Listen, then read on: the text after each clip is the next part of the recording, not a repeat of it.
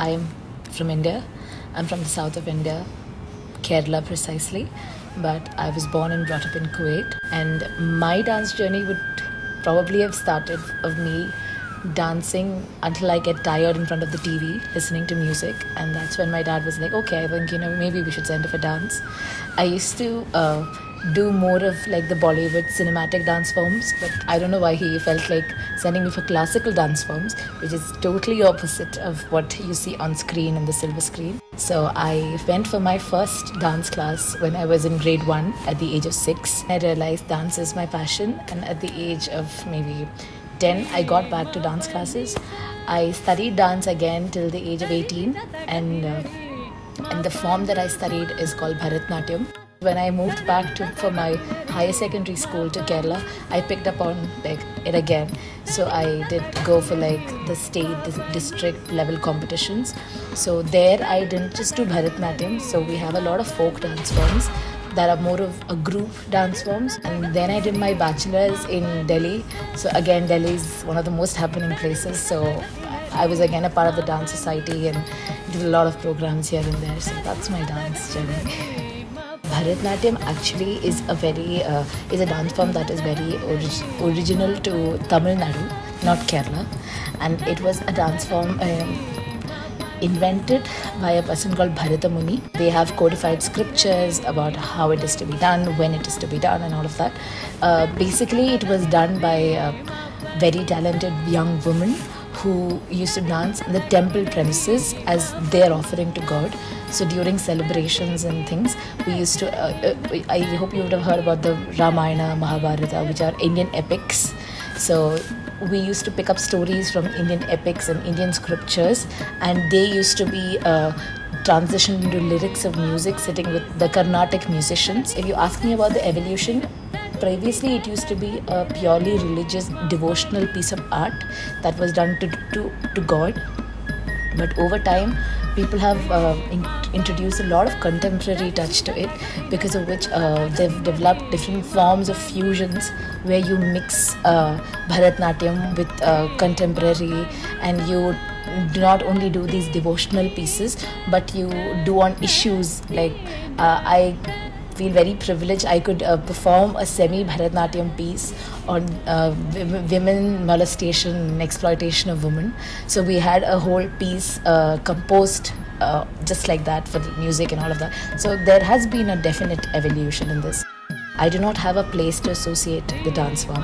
So I believe I associate to the feeling I get when I dance, because all I do is dance in different places. So I grew up in Kuwait. I learned the skill in Kuwait, but I learned about I learned that dance through a lot of pieces that talks about stories of India. So I think dance has played a huge role in improving my spirituality and understanding more about my country, because even though I grew up, spent 18 years of my life outside India, when I went back to India, I could easily fit in because I knew the culture, I knew how things are to be done. So dance has always made things easy for me to fit in India. But now when I come again out of India, I feel dance helps to create an identity of my own. I definitely think that if I wouldn't have gone for these dance lessons and music lessons, I wouldn't feel connected to India as I feel right now. Because now it's not just the passport, it's the things that you do that people in your country do as well. So when I do a dance form that's purely Indian in Kuwait, and when I go back to India and I do the same dance form with people who are already in India, I'm already a part of them. So I never felt being left out because of how much culture had helped me integrate into the society. So I definitely believe that no matter where you are, if you really want to be a part of your home culture, you should find your own little ways to practice it. Maybe if it's in your room. I mean, I can dance in my room even in Geneva and still feel how I would feel if I was doing it in India. I did it in Kuwait and I still felt the same. So it's how you see things and how you feel for them.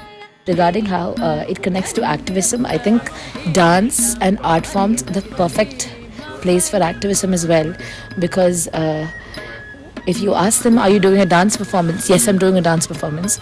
Do you have a meaning for it beyond a dance performance? Yes, I do. So the reason I say that is because we used to have ballets. and almost all of these ballets used to be on any of the current relevant themes happening around. So I've done performances on preventing infanticide, and about, as I told you, about female molestation, women empowerment, things like that. So the thing is, when you have a performance that's on a theme, in the end it looks like a performance, but you're able to translate much more to an audience who didn't really come there for any activist knowledge. They come there for performance, but you give them food for thought. A lot of people just come there, maybe family, friends, just to see my performance, but they go back thinking about something they saw. They go back reintrospecting, oh, that was so true, that was so moving. I had a performance once that was about how parents today are so busy in their lives that they don't have time for their children. It was a lullaby that I heard all my life growing up. My mother used to sing it to me. It's like the child is telling a story of not being loved enough and things like that. So after that, I still remember a lot of people cried, and they came saying, I'm going to take a week off, and I'm going to sit with my kids for the next week. I mean, that would be a little thing, but it made them think, and it was just a dance performance.